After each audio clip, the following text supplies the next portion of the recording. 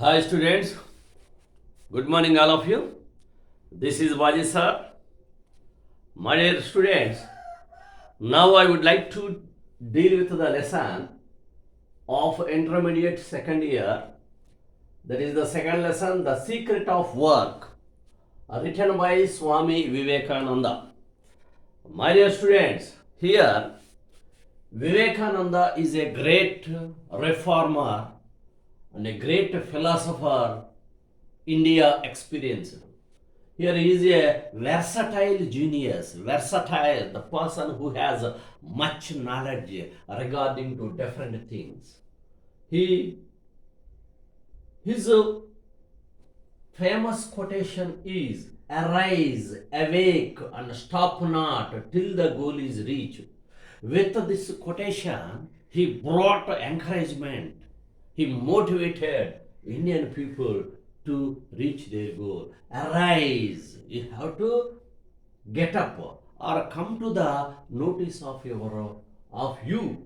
Awake. That means whatever the idea you got, with that idea you come out and stop not till the goal is reached. So, whenever you start your journey with one idea until you reach that goal, set a goal until you reach the goal, you should not take rest. That is the quotation. Now, in this lesson, the secret of work, other explained three things. One is nature of the work, and the second one is character of a man, and the third one is the things that guide the conduct of a human beings and the direct method of curing the miseries. These are the 3 points other highlighted in this lesson. First of all, nature of the work. So here in this lesson, other explained that so many people, all the people in the world are facing so many problems, sufferings, and miseries. All these miseries can't be stopped by the physical help. That means if you help one person, it is not possible to make him clear all his doubts. So here Adar is saying that to solve all the problems, miseries in the world, the only solution is to make the human beings pure, to make the human beings kind at heart. They have to change their character and they have to make themselves perfect. People should be educated and enlightened spiritually. Then only, that means their mindset should be stopped acting in a harmful manner. They have to be ready to help. They have to be ready to sacrifice their life for the welfare of the people. Then only here all the miseries and problems in the world will be stopped. So people should change their character and they have to become good at heart, in their mind. Whatever the activity they do, they have to do good. Now,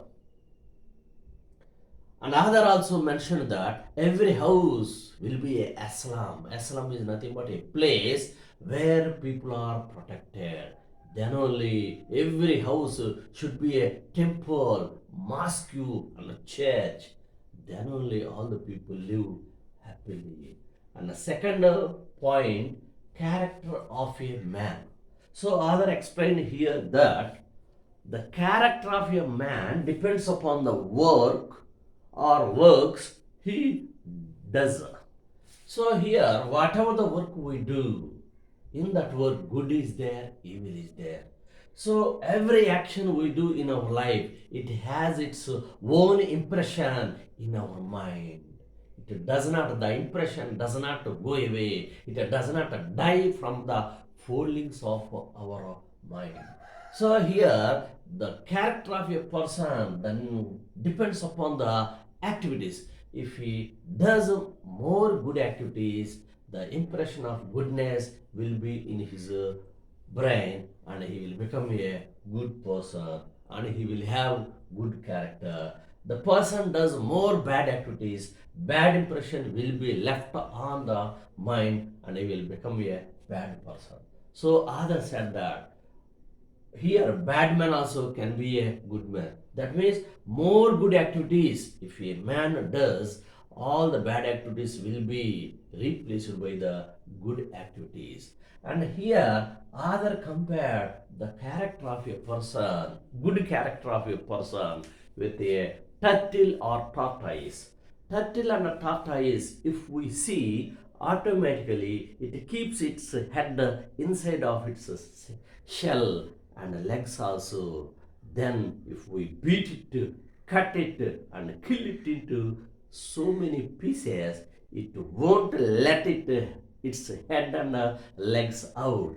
In the same way, a man of good character, though he is in bad company, means among the bad people, he won't be diverted. His mind is not diverted, and no one will bring out bad things from him. He always follows the good characters. That means his mind will be under his control, and his senses of organs will be under his control. So, good character, the person develops, he won't do any wrong things. Next, the third thing, the things other here, another point, other said that Swami Vivekananda, every person, whatever the work they do like a master. That means they have to do the work like the master of their mind. Total concentration, attention should be on their work. So here, slave, like a slave, we should not do the work. Slave, from a slave, we can't expect the happiness while he is doing because he is a slave. He is always under our control. So Adar is saying that every work we have to do with the full of freedom and liberation. Whatever the activity we do with love, it brings happiness to us. Man should do the work without expecting anything in return. If you expect anything in return, you will be bound to that work. So, others said that without attachment to the work, you have to do the work. Work is worship, you have to believe.